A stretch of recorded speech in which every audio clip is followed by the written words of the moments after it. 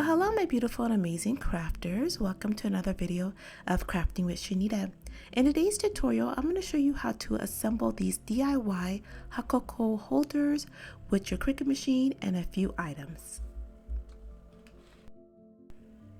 So once you upload the file into Cricut Design Space and bring it onto your design area, I just want to go over the dimension for each element of this template.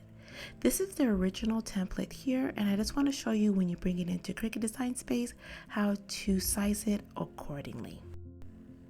So when you bring in the file, I do have the sizing on each element, so that way you can just size each element accordingly, just in case it comes in really small into Design Space. So let's start with the mugs. So the mugs are going to be sized at 5.9 by 4 inches. You're just going to unlock the size dimension and enter those coordinates. And you'll do that for each mug.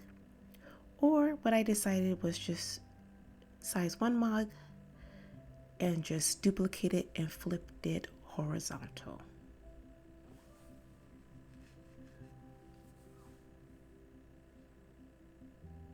And now I can delete the measurements. And now I'm going to go to this portion, which is the center of the mug. And this is size 4.2 by 1.5 inches. But this particular section, you can personalize it to the sizing you want it to be. It will just be going right across the mug if you didn't want to use those exact measurements. So you can just eyeball it here or use the measurements. Next is the box itself, the holder. You want to keep this grouped, keep it locked, and enter 10.637, and it should measure it out to the correct size. If not, just go ahead and enter it.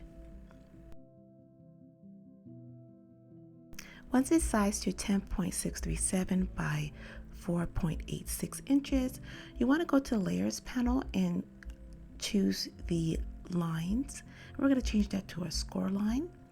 I have them grouped, so you can just click on that, go to operations and choose score, and make sure to select everything and attach. And that would be the measurement for the holder itself. Now for the little marshmallow, the marshmallow is about 2.75 inches, but again with this element you can change the sizing if you wanted to go further along the mug, and same for the little candy pieces.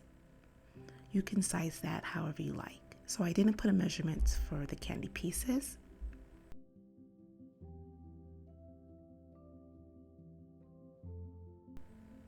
And I will have all the sizing listed in the description box below as well. So that will complete all the layers that are needed to finish this project. So I'm going to go ahead and remove the original template.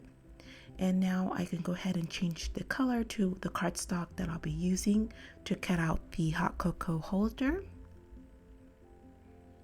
And for the center, I'm going to use my little candy cane template that I made as well. That will be listed in the description box as well.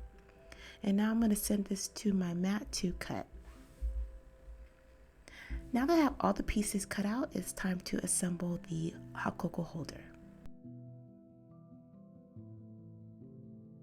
For the mugs themselves, you can use cardstock or printed cardstock, whatever you have on hand. I decided to emboss the mugs using my Sizzix embossing machine. Now to fold the holder, I'm sorry I was out of frame, so I went ahead and re-taped this for you. You can get two of the holders on one mat using using a 12 by 12 piece of paper. And what I like to do is to start with the bottom and fold that crease and add a little bit of hot glue towards the bottom. And I like to put my hand in the box just so I can line it up nice and seamlessly.